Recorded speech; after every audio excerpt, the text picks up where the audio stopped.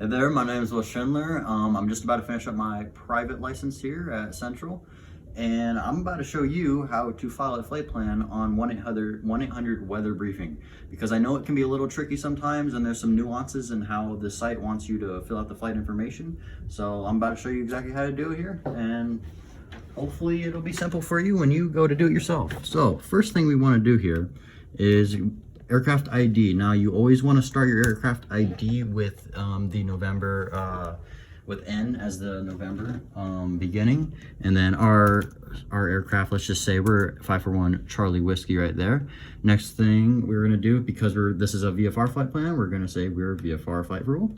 Next up, we have flight type. Now, again, because we are VFR, this is going to be, we're going to say G for general aviation.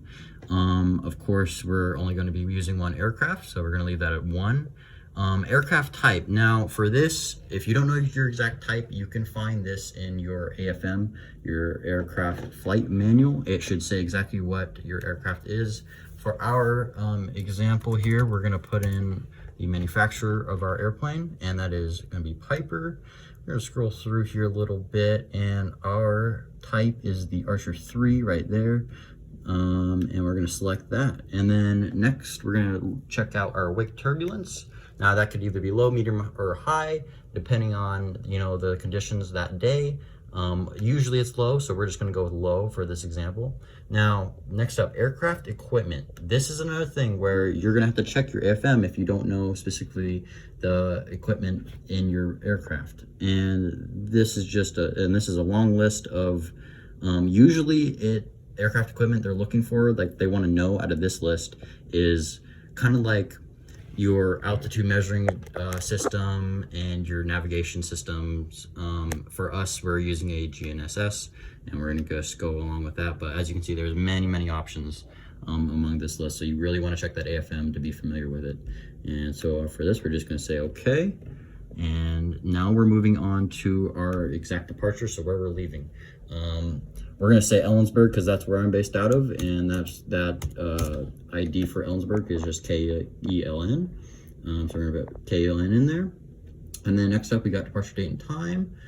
Make sure you have your right time zone in. Ours is going to be the PDT. And let's just say we're leaving on the 4th at 9:30. And bang, there we go. Or if you don't know your exact time, you can just estimate it by putting in, like, let's say 20 minutes from now, and apply it, and it'd apply it in the correct Zulu time that you need it to be. Next up, we have cruising speed. Now for cruising speed, let me just double check here. Cruising speed, the little nuance for this is you have to put an N first before you put the actual speed. And our speed that our cruising at is usually around 113, 114 knots. And so that will look like you'll have to put a 0 in for the exact amount of digits that they expect, because that can go up to the 1,000 knots, to the 1,000 knot level. But for us, we're not quite there yet, so we're only about that, and that's how. So we put in N0113. That's how it looks if you're flying at 100 or so knots. Then our flight level. This is another kind of little nuance that this site requires, where when you go and put in your flight level, you have to first put in I guess that stands for altitude. And then our flight level, let's just say we're going to fly at 5,500 feet. In terms of how they space out their digits, it goes up to like the 10,000 foot and above level. So we'd have to put 055 for that, and that would be how you put in 5,500. Next up, we have surveillance equipment. Now, this is again just how this type of equipment is just what they're going to look for like how your plane is being tracked. And if you don't know, again, check your AFM. But for us, we are using it'd be C. We have a mode A and C, and we have a ADS-B in and out. So it'd be C and B2, and that's all we're going to use. And so it'd look like that. And then next up, so route of flight. So you can put this as a number of things. So for instance, if you were just going to direct to somewhere and no other stops anywhere else. So let's say we're going to Moses Lake. So we put in just KMWH for Moses, and that'd be your route of flight. You're just going straight to Moses. But let's say we want to do a round robin flight though, where we're going from Ellensburg to Moses back to Ellensburg. Well, you'd have to put it in like so, WH, and just make sure you space them out with the identifiers, and that will let flight service or flight following know that you're looking to do a round robin flight to Moses back to Ellensburg. And so let's just keep that there and call that as our example.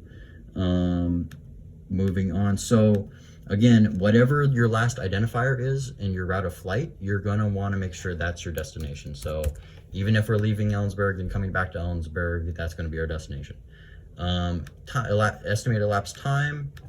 Again, you should have already calculated this in your flight planning. And then it's very simple to put it in. It's going to be, let's see, let's just say our flight's going to take us 2 hours and 30 minutes. That's how to look if you're going to, if you want to put in 2 hours and 30 minutes, just like that. First two digits are going to be the hour marks, and last two digits are the minute marks. Okay, and then as you can see here, you have your two alternate airport. These are kind of optional. You don't have to necessarily put them in there. I haven't ever needed to do it, but if you feel like you want to have an alternate airport available just for Seattle Center to switch to without a problem, you can put those in there, but again, it's optional. Fuel endurance. This is another thing where you're going to want to calculate it beforehand, before filing this whole thing in your VFR planning. And again, it's kind of the same hour-minute format as your elapsed time. And so let's say our endurance is 5 hours. That would look like 0500, 5 hours. Persons on board, this is pretty straightforward. Let's say there's 2 people on board, split 2. Aircraft color and markings. Again, if you don't know your exact aircraft color and markings, check in your AFM. Ours, I know, is going to be white and red, so just select both white and red, and it'll put it in how it likes. Moving along here, again, some more optional things you can put in pilot command. I guess it wants your, would like your name in there and all that, and then you can move on to your emergency radios if you have one. If you have any survival equipment, put it in there as well. Check the right boxes for jackets as well if you have any life jackets, and dinghies if you have those. And so that sums up the gist of our VFR flight plan on 1-800 weather briefing, and you're just about done. So you'd come down here and hit file.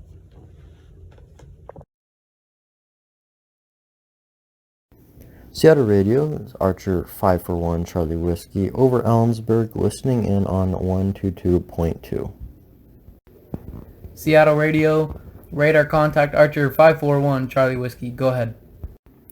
Archer 541 Charlie Whiskey, we would like to activate our VFR flight plan from Ellensburg to Grant County International. Affirmative, Archer 541 Charlie Whiskey to Grant County. Please advise with request of any note of information, and we appreciate any PIREPs that you have during your flight.